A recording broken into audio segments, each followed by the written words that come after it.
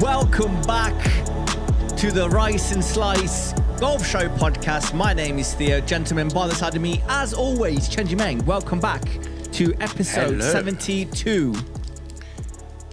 Oh, yeah. 72. And it's a big one. 73. Is it 73? Either way, 72, 73. You should have eaten that, whatever it is. You're always eating lately as soon as we start the podcast, Chenji.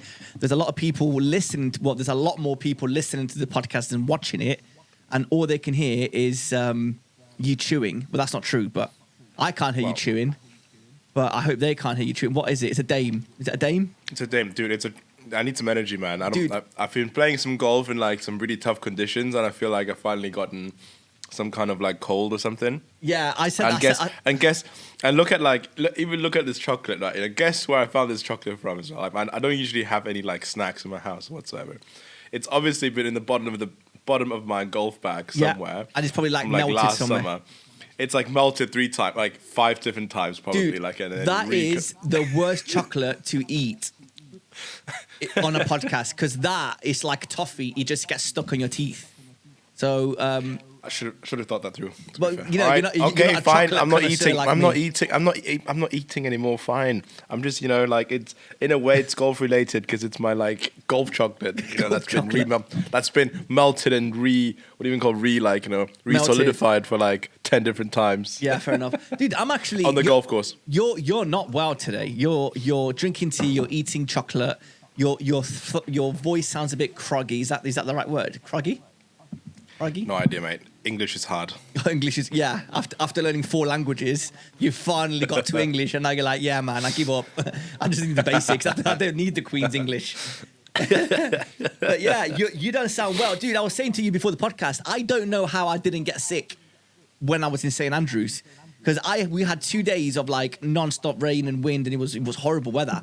I got drenched, obviously, and I don't know how I got away with it, but thankfully I did. The only problem I had was my back was hurting, but I had a massage, and now I'm all good. I'm back to normal, feeling a bit loose. Played golf today. Literally just got back like an hour ago. Didn't play. Well, I played okay. Nothing great. I shot like 86 or whatever it was. It was decent. Driver was on absolute fire. Putting was dog shit. So it's just another day on the grind. Another day, another 3-putt, mate. Another day, another 3-putt. Bloody hell, mate. It's crazy. Dude, I'm bogeying every hole, and it's like a 3-putt bogey. So I'm getting it on the green in 2, and then I'm just 3-putting. Like, now it's like normal. Like, okay, let's just 3-putt this, get a bogey, move on. But yeah, I don't know. It is what it is. Hopefully the weather picks up. I can't believe you've had so many like putting lessons as well from the finest in the world, and now your biggest issue is still your putting. Yeah. I mean, I don't know. It's just. I don't know. It's weird because I play so many different golf courses. I find it the best way for me to putt. Obviously, everybody has their own little things. You turn up 2 minutes before your tee time. I turn up an hour before my tee time, and I like to kind of I've got my routine that I like to do, but with stretches, with warming up with irons, with wedges, chip shots.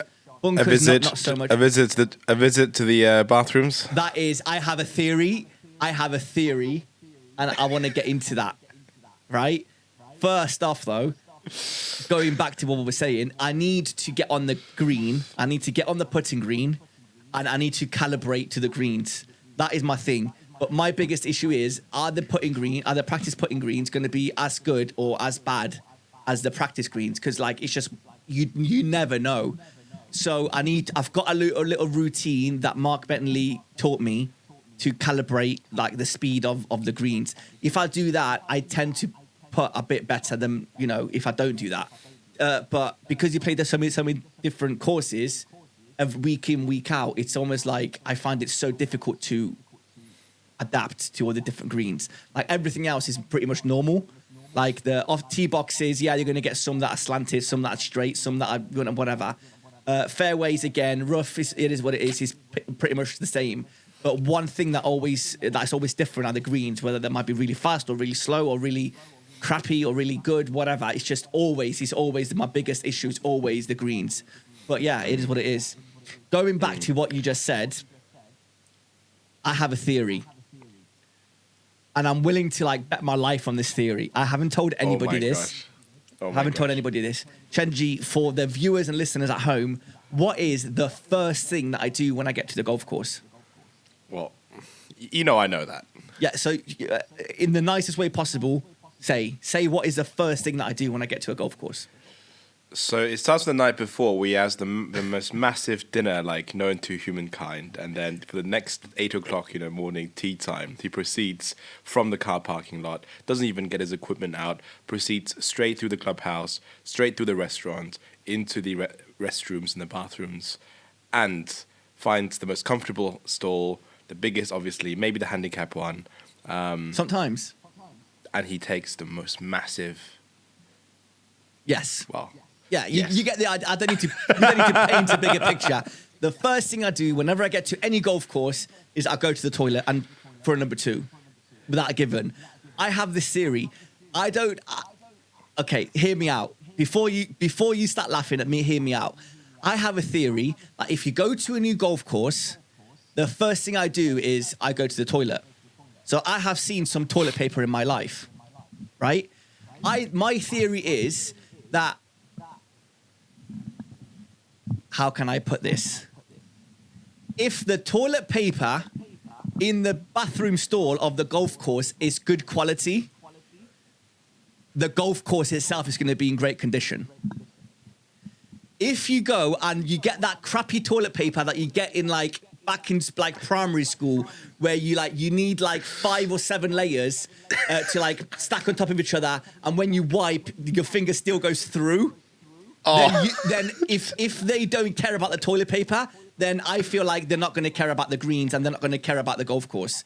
But if you go to some really nice golf courses, they've got 3-ply toilet paper, 5-ply toilet paper, where you only need one single strand of toilet paper, and that's one wipe done. Sometimes the toilet paper is so good that one wipe you can fold it over and use it for 2. So you're basically, you're doing good for humankind. But my theory is, if the toilet paper is good in the toilet of a said golf course, then it's almost a guarantee that the golf course is going to be in good condition. Vice versa, if the toilet paper is really bad, then that just ruins the day. I know what I'm expecting to get, and I've put this to the test. I can't believe you brought that up. What do you see here? What's this? Oh, don't tell me that's toilet paper. This is toilet. I've been collecting toilet paper so I can talk about it on the podcast. Oh my God, are you joking me? I can't believe I'm... God. And you brought it up. I didn't bring this up, right? Because I haven't fully finished my, what do you call it? My collection. Your collection of toilet paper from I haven't finished my experiment to be able to prove my point. This toilet paper here that you can see, to whoever's listening, this is not a good piece of toilet paper. This is the toilet paper from my golf course. This is the kind of toilet paper where it's 1-ply, very, very bad quality. Look, it's thin. It's not even a thick toilet paper. You need you're going to be wasting a lot of toilet paper. And it's definitely not it definitely doesn't smell like coconut or aloe vera, right? Nothing, right? Stay there. One sec. I can't believe this is happening, guys. We are live on the podcast reviewing toilet paper from golf courses in the attempt to grade that golf course based on the quality of the toilet paper. Right. So I've been collecting toilet papers, Chenji. No word. I have never seen Theo this. The only time I've seen Theo more excited was when he played the St Andrews Old Course in reverse. Yeah, you're right. Honestly, I might be more excited about this. I genuinely might be. So this is a toilet paper from Bow Desert. So a couple of weeks ago, dude, I've been collecting for the past three weeks. Every golf course that I've been to, I've been specifically going to the toilet. Obviously, and I had to go anyway, but I've been collecting toilet paper and writing down with a Sharpie where I got each toilet paper. So this is from Bow Desert. Look at this toilet paper, dude. This is premium quality toilet paper. You can tell there's a little padding. There's a you can see the waves and you can see the wave pattern there. This is good toilet paper. If I see this at your golf course, I know you care about me and you care about the golf course. If I go to a golf course and I see this crap, then it's a given. I know what I'm expecting to get. And that's okay. That's okay. I know you got a budget. I know you got, all this stuff. That's fine.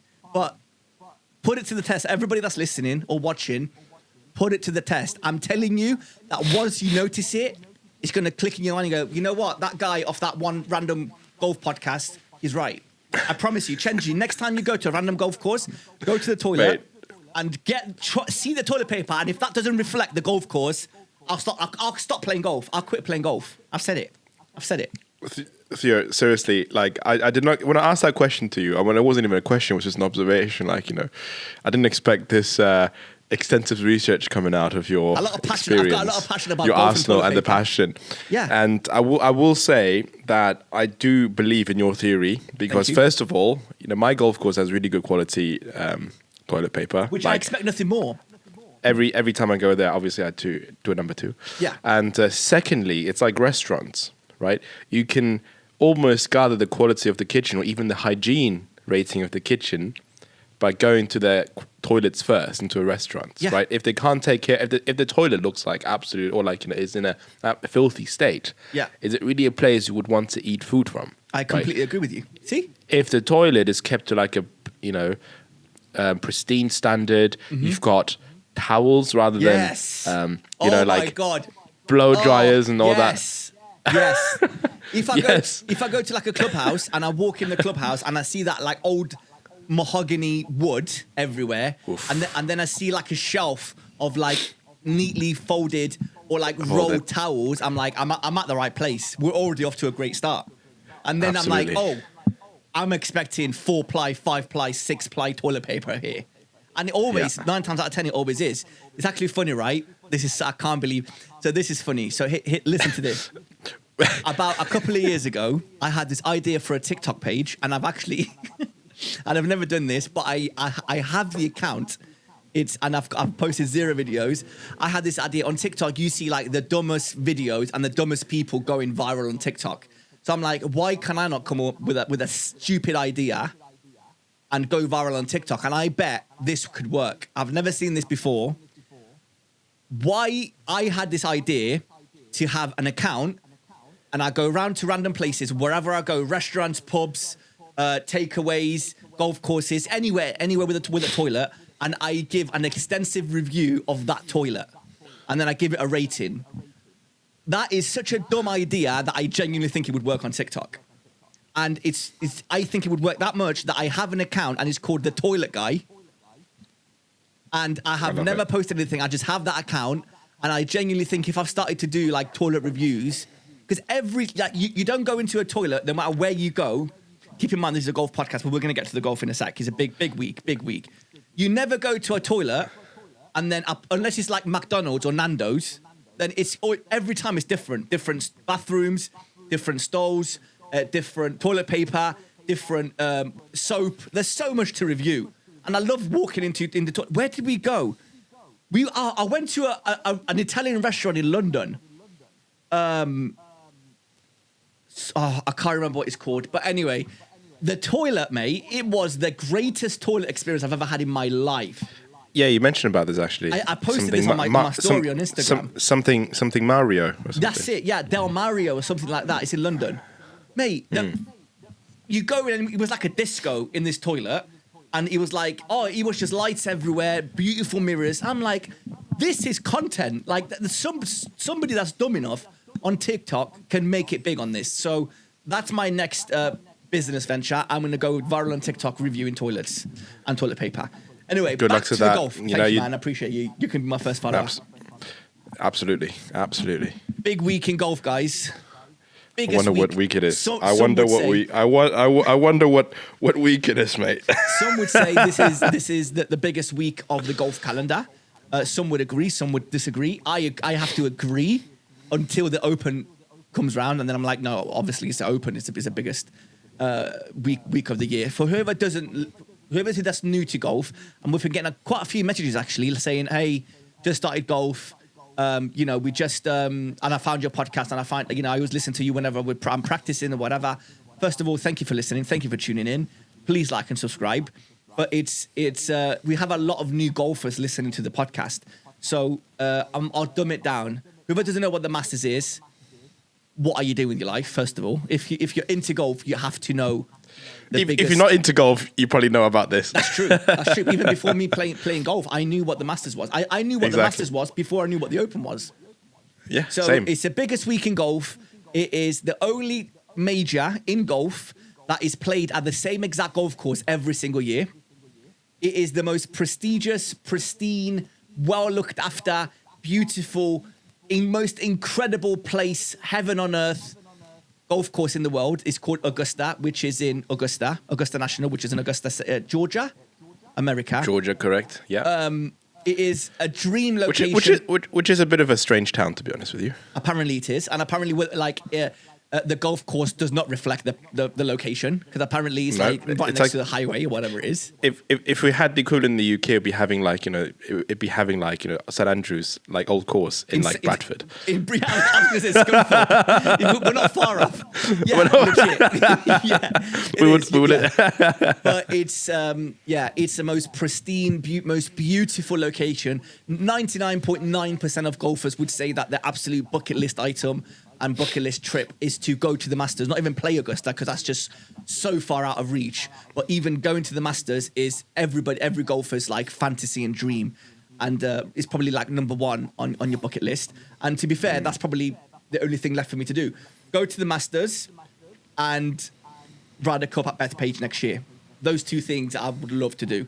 But the Masters is that once in a lifetime thing where you pay an absolute ton of money to go to it, and you spend a ton of money while you're there to buy all the merch. All the merch you cannot buy anywhere else. You can only buy it from Augusta, from the actual location. You can't go online and buy stuff original stuff anyway. But it's the coolest and most prestigious place in the world. And this year, I feel don't forget don't forget about some of the quirks as well about the Masters tournament specifically, because it's both for good and bad. You cannot record or take pictures during the actual tournament days, right? And I think that would be today, good. Yes, everyone just takes I it think. Yeah, can you imagine that? Say in football terms, right? Arsenal Tottenham game, and then nobody's able to use your phones. I think that's a great idea. I think that, or going to a Taylor Swift concert and not recording anything, not being able to record. I think anything. that is the best thing, and I think that is something that should be implemented a lot more in the world. 100%. That experience at Augusta, I feel like watching the Masters is going to be 10 times better when you're not on your phone and you're just taking it all in. You have no choice but to pay attention to golf, to pay attention to what's going on in your surroundings, to look around and just take it all in and just remember and focus on those memories and just remember those memories. I think that's incredible. Dude, did you see what Ian Poulter posted last week? No, I didn't actually. Ian Poulter is one of the greatest golfers of our generation, right? Obviously, he's fell off a little bit now, but he's had an incredible career. I'm a massive fan. I love the guy to pieces. Very eccentric, very, very outgoing, very, very cool older guy. Yeah, he's well into his social media. He's very clued up, very cool, right? Last week he got invited. He was playing at Augusta. He got invited by a member, and even people like Ian Poulter and even Tiger Woods, you can't just turn up and play. You have to be invited by a member to play. I don't know if Tiger Woods has much, but it doesn't mean just because you win the Masters, you can just play Augusta whenever you want. You have to be invited by an official member, correct? Correct. And last year we did a little quiz as well, right? And then we said there was only two, winners of the Masters who are actually members of Augusta National Golf Club. And it's not who you think they are. Is it Fred Couples and somebody quite random, actually? It was quite random. Yeah, maybe. So Ian Poulter got invited to play Augusta last week. And what surprised me the most, and I was like, what is happening? He was posting videos and pictures of golf. And I was like, this is crazy. He posted a video where it was like a pan. I want to say 16th par 3, right? 16th is par 3. Yes. Yeah. Is that the island? With the little creek, creek in the front. I'm 90% sure it was a 16th par 3. He was standing on the tee box and he was recording the floor, and then he panned the camera up and you can just see the green on the far away. And I've never seen that hole from that angle. And that's because you just don't see pictures and videos from Augusta. Because the only time you get to see Augusta is when they broadcast it, to millions of people every single year. Other than that, or like the official pictures or whatever and videos, but you never see like the true behind the scenes. That hole, dude, looks so different from that point of view compared to like a bird's eye view or from like a different angle. And I was like, what are you doing, Ian, with your phone at Augusta? Even Ian Porter. So I wouldn't be surprised if he's like blacklisted and he won't be allowed to go back to Augusta after posting those pictures. I genuinely wouldn't be surprised. But it's there's, for example, some of the silly rules. You can't run at Augusta. You have to walk everywhere. No cell phones. Obviously, no talking, no shouting, no whatever. If you can go and buy a foldable chair from the pro shop, and then you can go and place it anywhere around the green or the fairway or whatever. And that chair, that location where the chair is yours for the day. You cannot get up that chair. Nobody else can sit on your chair. You can't sit on anybody else's chair. There's no funny business. It's crazy. I think it would be such a cool experience to kind of experience it, and it'd be good if we got to do it. But obviously, that's so far fetched right now. It's like in a few years' time, I'd love to be there. But if you go there, dude, right. you can't just go for like a day. You have to go for like a week and take it all in and do everything. Theo, certain things in life I'm quite bad at, certain things in life I'm good at, and one of those things that I'm good at is hopefully make as many connections as possible, and I will one day get us onto Augusta. You heard it here first. I hope so, dude. Like that, I'll be great. I mean, do it, make it. If you came to me once and you go, dude, I got 8 tickets. If you said to me, I got 12 tickets for the Masters 2025, I'm not even going to be surprised. I'm like, okay, who we taking? Like who's on the roster? I genuinely wouldn't be surprised if somebody like Stel came to me and says, I have 1 ticket for the Masters. I'm going to be like, no, you're lying. But if Chenji came to me and is like, yeah, I got 12 tickets, I'd be like, cool. I don't even need to ask, where did you get them from? Who did you pay? Who did you bribe? How much did they cost? Like, no, who's going? Who's going? That's it. But it's cool. It's a very cool week in golf. Very exciting. I don't know. It's a bit. What $1.50 pimento cheese? I've actually never had the pimento cheese sandwich. I feel like for this, like Masters, I'll finally trying to find like some online recipe or something and trying to make it. It actually looks quite good, right? But I don't know if it actually tastes that good. But I'd love to actually try one. The prices at the golf restaurant, shall we say, they haven't changed in like 40 years. They've kept the same prices. Clothing wise, obviously, they're going to be what you expect them to be. Then I don't think they're silly. I mean, if you get that one of one, Masters bag, then yeah, it's going to cost you maybe a couple of grand, fair. But like food wise, everything's like exactly the same price.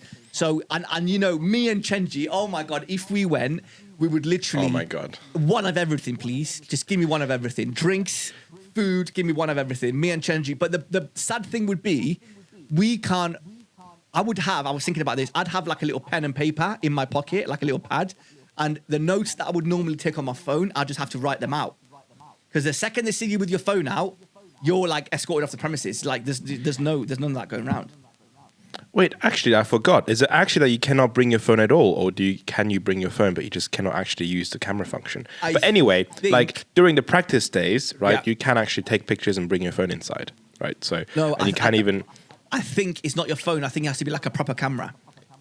Oh, right. Of course it is. Yes, that's right. That's right. Yeah? No, you're right. You are right. You are right. Yes, yeah, because I remember like, it was either last year or like the year before where I had some like American friends, who went there, and then, they went to the practice days and I saw they took some pictures, and then, they took obviously like, a picture of themselves, and I can see one of them carrying like a big camera, like a DSLR camera. Yeah. So that's right. That's right. But still, that'd be pretty cool. Yeah. And yes, of course. Yes, I remember. No, you definitely can't even bring your phone in because they have dedicated phone stalls, right? That's like it. telephone booths Little where locker you can rooms.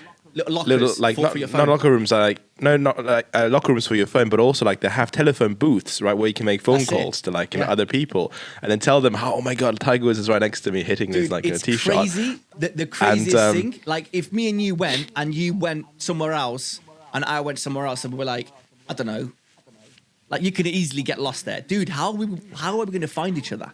Like, no, but that's the beauty. Way. They have the meeting points as well. They literally have meeting points exactly for that purpose. You have to. So like we could literally say, right, if we for some reason, miss each other, we are definitely going to be gathering ourselves at like this meeting point C or something like that at this time, right? So, yeah, so we'll be like doing it the good old fashioned way, have a pencil, piece of paper, take notes, take down our schedules, and then just kind of like enjoy it like 100 years ago watching. Oh, yeah. I don't know. Like I think it'd be very, very cool to just sit there and just watch golf and not worry about taking pictures or like running to see your favorite player or no. It's just gonna be, I don't know, man. I think it's gonna be very therapeutic to just kind of take it all in. But what I would like to do is if we could record a video, like a TikTok, video or like whatever, and just eat the food and then review it. But unless you bring the food back to the room or whatever, then you can't do it, and it's going to be like stale or not very nice. Yeah, but no, we could do that. And I tell you what, like one thing that would be quite cool, like because it's already like such an old-fashioned tournament, right? Where like all the old traditions, like if you were like 100 years ago watching golf live. Yeah. You remember back in the days, when the eventual winner makes the final putt, everybody storms onto the green and then tries to take the first ball. Yeah. The winner's ball. That was a thing back in the day. Imagine if that same thing happened for like the Masters tournament. Oh, mate, yeah, it's not a surprise that that doesn't happen anymore. Imagine like, mate, the green would get absolutely demolished if people were just running. And you know what me and you'd be like, mate, I'd be fighting for that ball. That's just dangerous. No, I'm glad they stopped that. Did you know that from the Masters, you can buy, it's called Taste of the Masters. Have you seen this before? Oh, yes, I have. Yes. It's very It's official as well, cool. right? Yeah, it is. I actually thought it was some kind of like third party that organized this and be like, catering, like but proper. It's the official. Yeah. It's basically, you can only get this in America. It's on the Masters website, and it's called Elevate Your Masters Watch Party this April with the Taste of the Masters hosting kit, delivering Augusta National Golf Club's timeless concession to your door. Order now and receive it for Masters Week so you can enjoy and serve your guests the authentic tournament viewing experience. So basically, you just buy like a bunch of food. So they've got 2 packages, large hosting kit and the classic kit. And in the large hosting kit, you get like 24 ounces of egg salad, pimento cheese, pork barbecue, plain potato chips. So all like the cookies, everything that they sell at the Masters, and then you just kind of make your own at home, but you get sent all the ingredients, and that's so cool. Classic kit, again, it's just a bit of a smaller one, but both of them are sold out, obviously. Dude, if they delivered in the UK, I would 100% order this. And you get like the official Masters cups. Mate, it's so cool, man. It's really, really cool. Very, very cool. Yeah, I saw that one and I thought like, oh my gosh, imagine actually organizing like a party like that. Do you think that Augusta National would hold up like to its expectation? Because everybody's building up, like they make it into this most incredible, like bigger than life golf course. And you see the pictures, and every picture is like picture perfect. It's like perfect lighting, perfect conditions, perfectly manicured fairways. Everything is just perfect. There's nothing wrong, anything. Do you think once you go there, you'll be like, I thought it would look better than this in real life, but it doesn't. No, but I think, obviously nobody has mentioned this because every single year they manage to like, either hold or exceed expectations and people like, going in there, right? So I don't think so. And, as like you said, Ian Poulter, right? He's still, right? In awe. It's fast. Is in awe, right? Yeah. Everybody is in awe. And I saw like, I remember like, reading just, obviously like this week, you just follow all the Masters news, right? And people commenting, first time playing, one of the players, first time playing Augusta National. People, obviously told me how undulating everything was, both the fairways and the greens. Yeah. Still didn't expect it to be like, that, impressive really. Like people walk that course and you actually get really tired, right? It's like, people really underestimate the amount of physical effort it takes to play around at Augusta because of like, how many, going ups and going downs you're like basically like, doing for the whole period of time, whilst you're playing there, right? So it's quite impressive that, Tiger Woods can play around there, with his injuries, so to speak. Yeah, it's crazy because on TV, you think it's flat because most of the shots that you're seeing is off like bird's eye view, so you can't really see the undulations. But yeah, a lot of people say that, when you go there, it's just hilly, up and down, left and right, whatever. Exactly. But yeah, it's. Have you got any favourites? Who do you think? What are you thinking? Dude, I'm gonna put my money on to a live player winning this. Okay. Who? I'm gonna say Joaquin Niemann. You know, Okay. I'm gonna put my money onto him. Okay. And you know, if I had 5 choices, Yep. I would put Joaquin Niemann. Yep. I would put John Rahm. Okay. Scottie Scheffler. Absolutely. I mean, everybody would pick him. I would also. I would never count Brooks Koepka out. Yeah, I completely agree so Right. far. Yeah. And for the last one, Don't I'm say probably Rory. gonna pick some.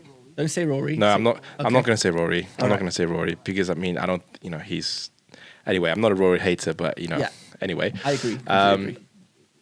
man, for the last one, it's a difficult one. I'm thinking somebody quite like low key.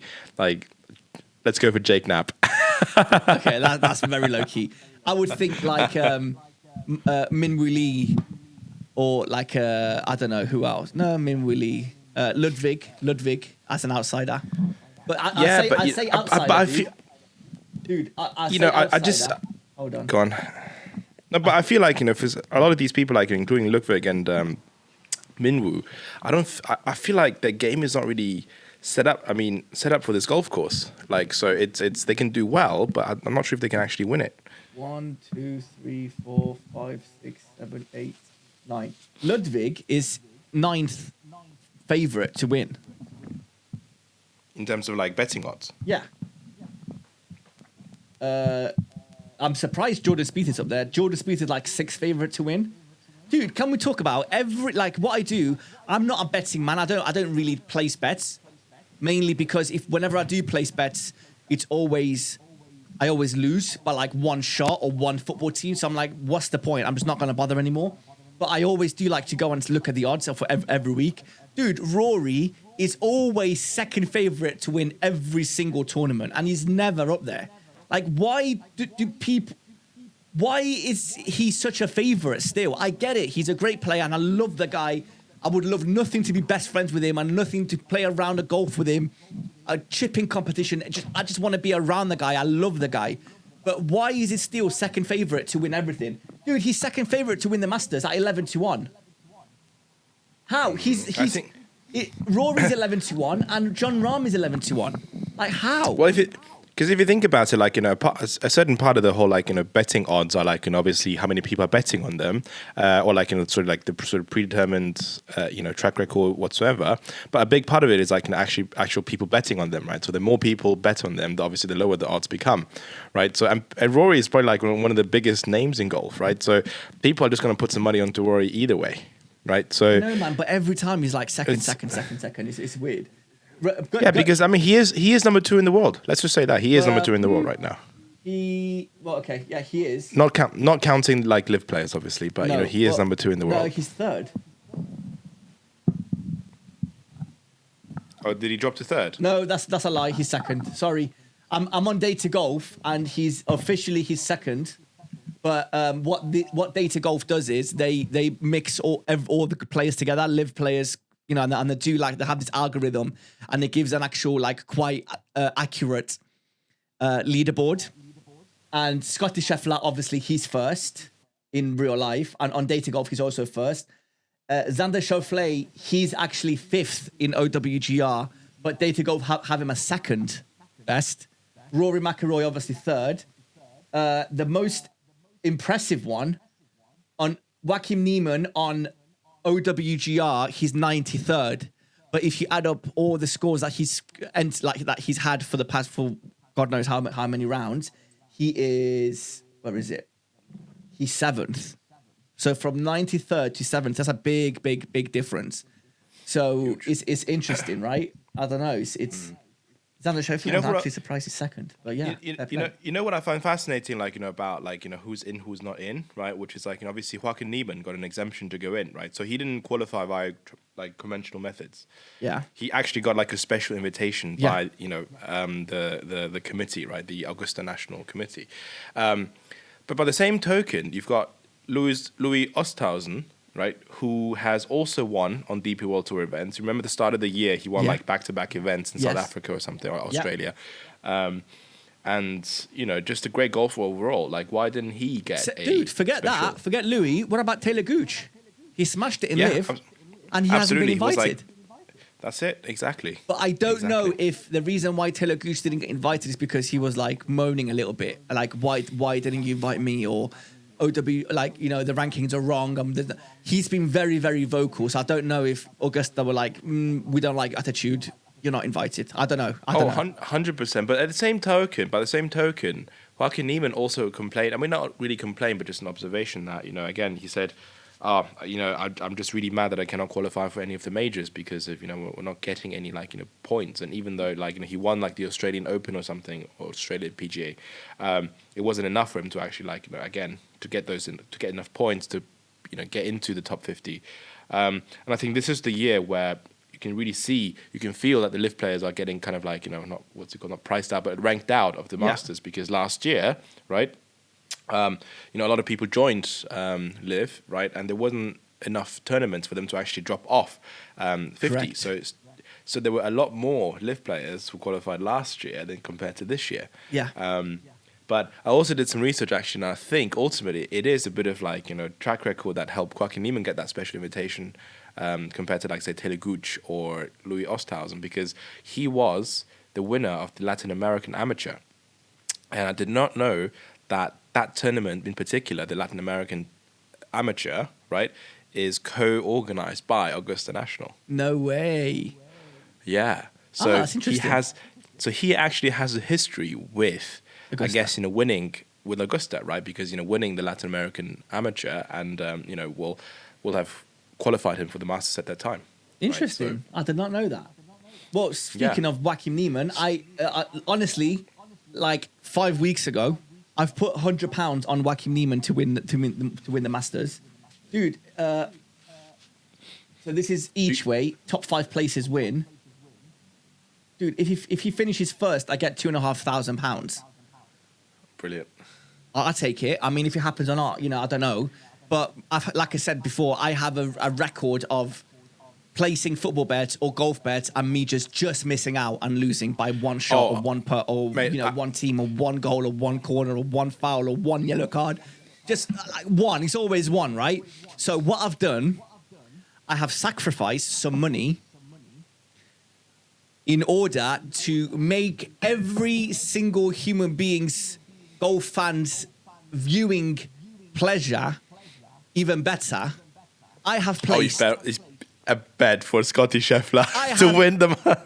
Bet not £1, not £2, but 100 Great British pounds on Scottie Scheffler to win the Masters, in hope that I lose that bet and he doesn't win the Masters and we have a good weekend of golf and Scottie doesn't win by 7 shots, or he doesn't need to 3-putt the last or 4-putt the last to, you know, to win the Masters.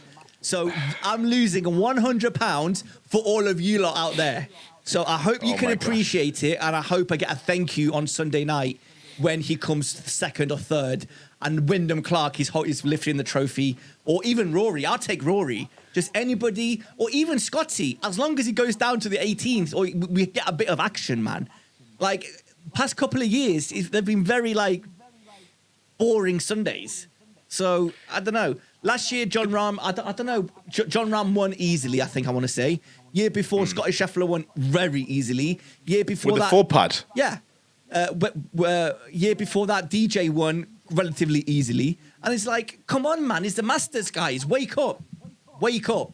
So I hope there's 3, 4, 5 players going out on Sunday evening in congestion. Is that the word? Congestion? Conjunction? I don't know. You get what I'm trying to say. So I'm hoping he's not like a landslide. That's all I'm hoping for. And it doesn't matter if he was like whoever it is. I hope it's not a landslide, even if it's, I don't know, Ludwig. Nah, maybe not Ludwig. I love Ludwig. But I don't know, still, even if it's Ludwig, I don't want him winning by 7 shots or 6 shots. I want it going down to like the last 9. And he's like, oh, you know, what's happening? What's happening on the 14th? What's happening on the 16th? What's happening on the 12th? You just want that action-packed Sunday, man. That's what you want. But yeah, I don't know. It's I'm hoping for a good week of golf. I'm hoping for a competitive week of golf. But dude, you know, like Scottie Scheffler is a perfectly good guy, right? You know, he's a nice guy, hardworking guy. Oh, brilliant! Yeah. But why do people just not want him to see him win? Like, I genuinely wonder that. Has the same It's thing not happened when, because- when Tiger Woods was at his prime and was It's winning not every the other same, man. tournament? It's not the same. No, but like, why? Why is it Tiger not the Woods same? was, I don't know. I want to say I haven't lived through an era where Tiger Woods was playing, but it feels like Tiger Woods, no matter what, he was always the underdog.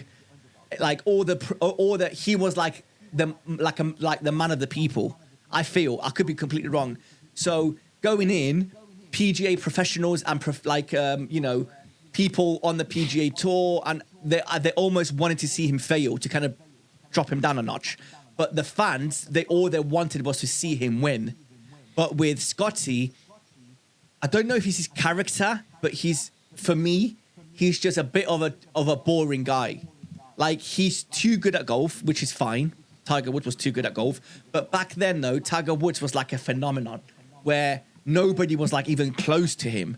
Like, the shots that he was pulling off, like even like, runner-up was like, I don't know how he did that. That's incredible. Tiger Woods changed the game as we know it. Scottie is not doing anything new or nothing that can't be done by anybody else. Apart from his swing and his dance footwork. Yeah, but I mean, swing your swing. Everybody's got like a different swing. Matt Wolf or just whoever it is. That they all have the different style of swings, which is fine. But I don't know, man. I think it's just his character. He's just a bit of a bland, vanilla, boring guy.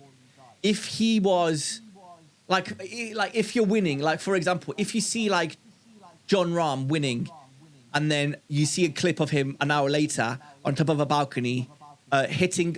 What was he doing? He was like drinking champagne out the bottle and hitting wedge shots with like like one of those golf balls that light up. It kind of brings him back down to earth, and you're like, oh, he's one of us. He's obviously, he's this great guy. You kind of want to see him win, or you want to see Rory win a major just because of how long it's been, and you want to see the end of that drought, or you want to see Tiger win another major, obviously because it's Tiger. And it's like it's going to be like I would genuinely start crying if Tiger Woods wins on Sunday. I think anybody would. It's just what a great story, what an incredible story.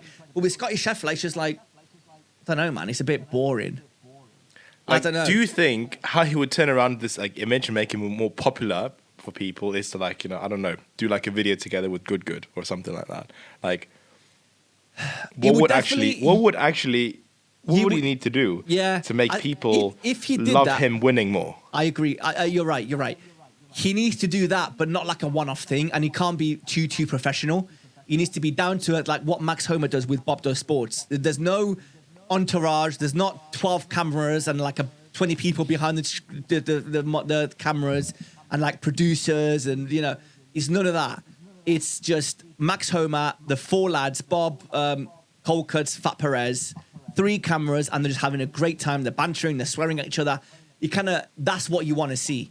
That's what made Max Homer, that's what made us love him, is how down to earth he is, like how funny he is on social media, how funny he is on videos, how funny he is if he's commentating on a shot. He's just a funny guy, and you kind of relate to him, and you want to see him win. But one video with Good won't do it. One video with Rick Shields won't do it. It needs to be like an ongoing thing with Scottie Scheffler. Like, for example, it's funny, right? Because a year ago, like Bryson DeChambeau, by a lot of people, he was not hated, but he was like the arrogant guy. People didn't really like him that much because of how arrogant he is and how different he was, right? But he did a couple of videos online with like the Good boys and Rick Shields or whatever. The amount of people that were like, oh, now that I've seen a different side of Bryson, I can root for him and I can be a fan. And people genuinely started to love him after these videos. Me, I was a massive fan before any of these videos, just because I liked his approach on golf and how, how like the polar opposite of what he was to a traditional golf player. And like, reading and watching all these videos of what he does, how to prepare, and how he like weighs the golf balls, or he puts them in like salt water to see if they float in a certain way. And I'm like, everybody's like, shut up, man, just hit the ball. But I'm there like, yes, man, this is brilliant. Or when I see him with an arm lock putter, I'm like, oh, that's so different. I want to try that. And what did I do? I went out and bought not 1, but 2 arm lock putters, which I'm not even using. But it's just like, it's cool, man. It's different. That's what you want to see. You don't want to see perfectly shot, hit shots or whatever. I don't know. I don't know. I mean, obviously he's making money, Scottie Scheffler, and obviously he's happy. And I hope he is happy, and I hope has a great life outside of golf, and I'm sure he does. But it's just a bit bland, that's all. We're not saying you're a bad golfer. I don't want to see you fail. Just be a little bit more charismatic. I'm not being horrible. Well, you are being horrible by placing £100 bet on him. So hoping he'll lose. Hoping that he would lose because you put a bet on him, right? And as a matter of fact, we're going to have a betting strategy just based on purely on who I want to lose, who Theo has placed a bet on, and then I'm going to place that person to get second place or something like that. You're going to short my bet. But that's the thing, like it's not. That's the thing about you, right? It's not like they just kind of like not get close to winning, like by like far away. Every single time it's like one space, as you say, one yellow card or like one foul. It's like, oh my gosh, crazy. Right, I've got a little game that I want to play with you. Go on. You've actually sent me this, but we're going to make it into our own. So basically what we're going to do is we are going to pick 4 players, and I've got mine written down, so I'm going to ask you for your 4, and we'll see who came closer this time next week when we're doing the next episode, right? So the game is you select the name of 4 golfers below that you think are going to perform best in this year's Masters. The order you give your 4 players in is the order that you think they will perform, with the first name golfer you think will do best. So basically, you pick a golfer, any golfer. So let's say you're going to pick Scottie Scheffler. So he's going to finish first. Not first in total, like top. And then you pick somebody that you think will finish below Scottie Scheffler. So let's say Matt Fitzpatrick is going to finish below. So then the third person, he has to be somebody that will finish below Matt Fitzpatrick. It doesn't matter where in the leaderboard, as long as they're below Matt Fitzpatrick, and so on and so forth. So you're picking 4. I have my 4 ready. Do you want me to tell you my 4, or are you ready? Do you want to see the list? Shall I shout out some names for you? What do you want me to do? I mean, my 4, right? Which is like I've already just kind of said 5. No. But you have to tell me in order who you think is going to do best and who you think is going to do worse. So I have mine written down. I kind of want to do a bit different than you, just so because we just don't get very boring, right? But okay, since you've already had yours down, you do first. Okay, so I think my top of my rank is going to be Brooks Koepka as number 1. Interesting. Second, I think it's going to be Tommy Fleetwood. So to finish below Brooks Koepka. I don't care whether Brooks Koepka finishes first or 10th. It doesn't matter. As long as Tommy Fleetwood finishes below Brooks, I win, basically, right? That's how it works. So that's my second pick. Third pick, I've put Matt Fitzpatrick to finish below Tommy Fleetwood. And fourth, I've put Nick Dunlap. I went quite safe. But then again, I could see Nick Dunlap finishing higher than Matt, to be honest. So it could be good. So those are my 4. Have you got 4? Do you want to do it a bit different? What do you want to do? Okay, I mean they're going to be very different, right? So okay. let me just have it. So first, I'm going to put Scottie Scheffler. Jesus, mate, you can't get. Okay, all right, I'll give you Scottie. That's fine. You went for the easiest first. All right, okay. Mate, of course. Listen, my bet is not going to land, so you've already lost, Chenji. No matter who you pick second, you've already lost. Yeah, second, Fred Couples. Yeah, dude. Okay, last one is wait, is Fred Couples playing this time? Yeah, he is. He's on the list. Okay, Fred Couples. So you definitely got 2 right. So technically, you could beat me. Just one of those 2. I wanted to put Berhan Langer, but I realized he's not playing. He's not playing. It's actually really sad. Did you know? Have you heard about this? This was supposed to be his retirement Masters. Yeah, wait, did he get injured or something happened? He pulled his hamstring or something playing pickleball. Dude, can you imagine? This is supposed to be your last ever Masters as a former Masters champion, and then in the weeks leading up to the Masters, you pull your hamstring or some kind of tendon. Yeah, and you can't play. Playing pickleball of all the sports. Well, it is the fastest growing sport in the world, mate. So I can kind of understand it. Yes. Anyway, that's just a bit sad, isn't it? It is. But hopefully he's good. I mean, to be fair, I can see him playing for another 3-4 years, dude. He's playing well on the Champions Tour, so hopefully he's back next year as his retirement, whatever. Right, tell me number 2. Who do you think number 2?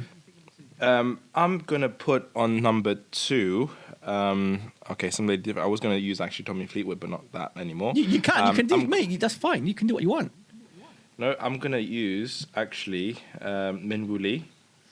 Wow. Okay. Wow. Your third and fourth, mate, need to be good. Okay. Yeah. Minwoo. And number 3, I'm gonna use Jake Knapp. Okay.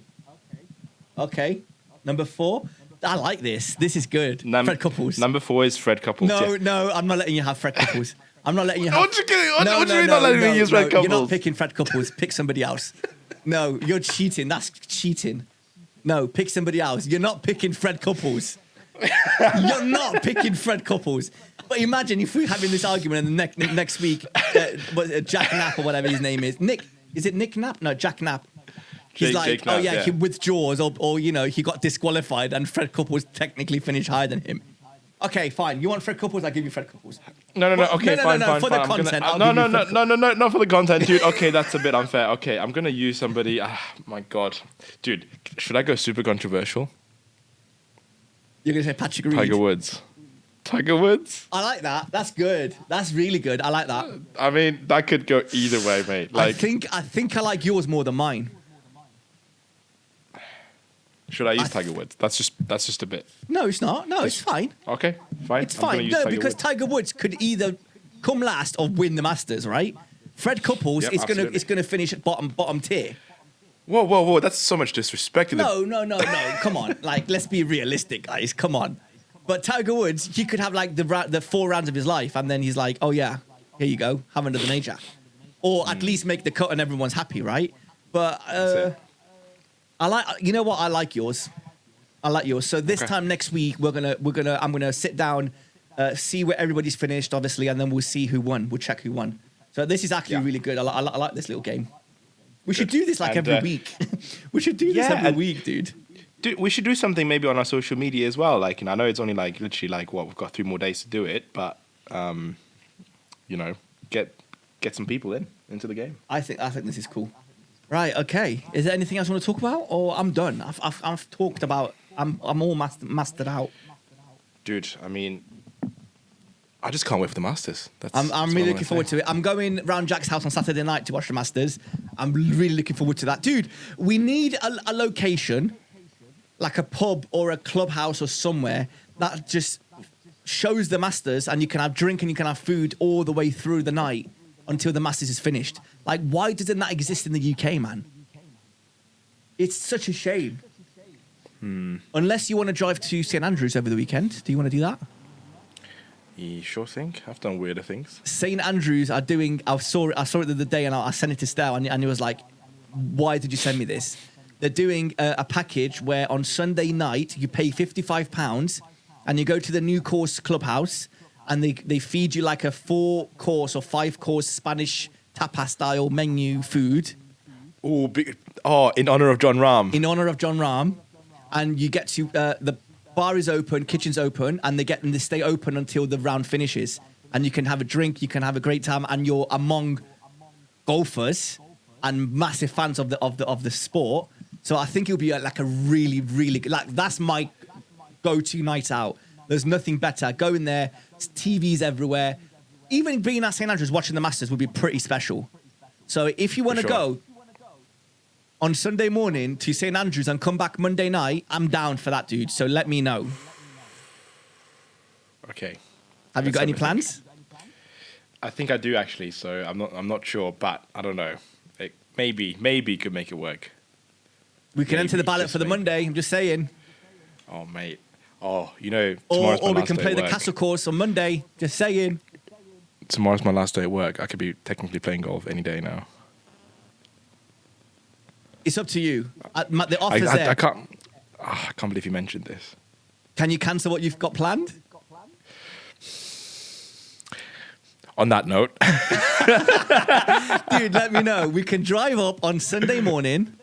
Mate. We can even get an afternoon tea time on one of the on the Castle course or Jubilee course or New course, wherever you want to play. Oh my gosh. Sunday night, we go to, even if it's not the New course, we can go to any pub at St Andrews and watch the golf, have a bunch of drinks, me and you. I mean, if anybody wants to join, they can join. We stay over at some crappy hotel or Airbnb. Monday morning, we wake up, we get the first tea time on the New course, or maybe the old course if we get lucky on the ballot, and then finish the round, have a bite to eat, and then drive back. That's the offer. Oh my God, I'm getting goosebumps. Listen, I'm there, so it's just you. Tell me what you want to do. All right, I'll let you know. Right, on that note, please like and subscribe. Enjoy your Masters weekend. Enjoy some, homemade barbecues wherever you are. Enjoying the Masters games. Have plenty of drinks. Stay hydrated.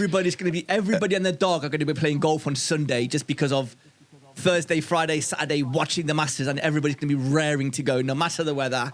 It's gonna be good, man. I'm looking forward to it. I hope everybody's bets land. I hope Scottie Scheffler doesn't win. Apart from Theo's, obviously, because he's taking one for the team. Neiman wins. Jesus Christ! If Neiman wins, week after, mate, St Andrews is on me. We'll go to St Andrews. Right, guys. Thank you for listening. Please like and subscribe, and we will see you again this time next week. Take care. Bye.